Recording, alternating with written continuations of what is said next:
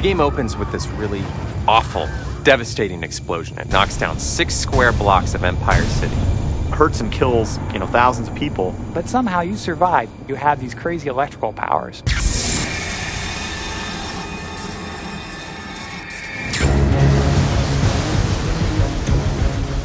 But one of the things that we really find fun about superhero stories is the process of understanding where these powers came from and why they're there. In inFamous, this isn't a question that gets answered all for you at the beginning of the game. The phrase that we always talked about was zero to hero. You want to be this guy who's incredibly low status at the beginning of the game, and you want to be either famous or infamous at the end. You become this superhuman person. Do you use that for good or for evil? The sorts of decisions you make like that, minute to minute, affect how the whole city reacts to you.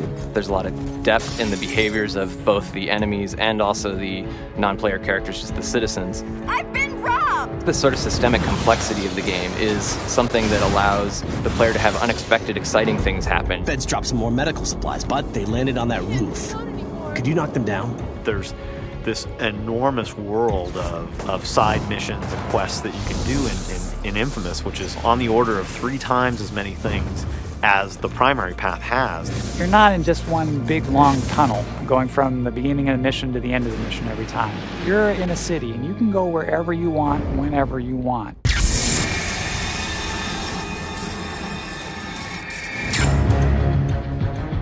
The cutscenes really were an attempt to tell stories that feel genuine in a graphic novel sense. They don't feel like we're exploiting the genre, they feel more like we're part of that genre. Really beautiful, detailed graphic art, but all kind of taken into a dimension where it can be animated and rendered and using effects to kind of tell our stories, at the same time really having it feel fresh and something people hadn't seen a lot of. At first, it's just the standard disaster film where you happen to have superpowers. And as you get more into it, you understand that everything is not as it seems, and that the people you know aren't necessarily who you think they are. It's like peeling an onion. You figure out one thing, you think you understand it, and then you find out that, well, you kind of understood it, but there's something deeper going on. We've hidden all kinds of little narrative hiccups, which I'm sure people are never going to see. The casual player is never going to understand the depth of everything going on in Empire City. However, if you're a really dedicated player, if you're somebody that really wants to know every last bit of what's happening, it's there for you. You just have to decide that you want to explore this huge 3-dimensional sculpture that is Empire City. And you can just go right down the rabbit hole.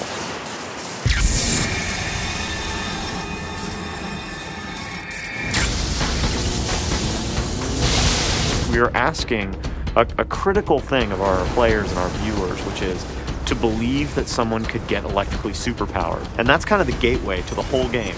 Electricity is great because it's kind of malleable in what you can do with it. I mean, you can do the obvious, which is shoot somebody in the face with a lightning bolt, which is, I know, for me, kind of a core fantasy. He starts out with 2 or 3 superpowers he can do, and throughout the game we unlock more and more of them. He starts off with the ability to throw electricity from his hands, and he has the ability to throw out electromagnetic pulse waves.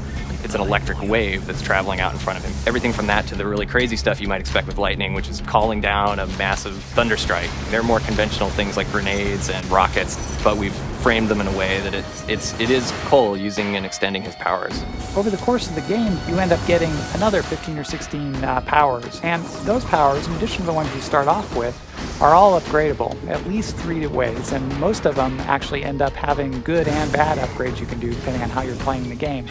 If you multiply it all out, I think you got over 80 powers that you end up with. Cole is very dependent on electricity, and while it's a source of his strength, there are also a lot of weaknesses associated with that. I'm so totally grateful. You're a lifesaver. One of his powers is that he can kind of resuscitate people who are injured, or on the other hand, he can drain the electricity from people in the game and use that to fuel his own superpowers.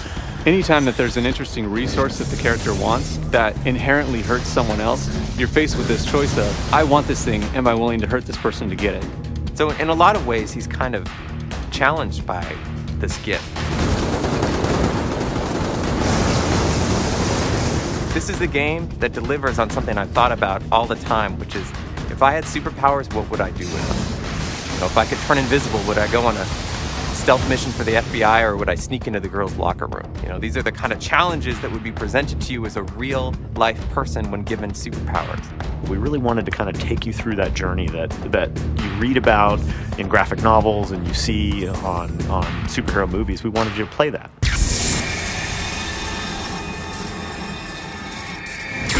It's remarkable. These guys have created between 20 and 30 minutes of animated movies in a remarkably short period of time. Clearly there's voiceover talent that's contributing to this, and there's music and scoring that's going to happen after it. But the principal production of that at Sucker Punch has been 4 guys really almost by themselves for, you know, a little over a year, and it's been a remarkable achievement for those guys.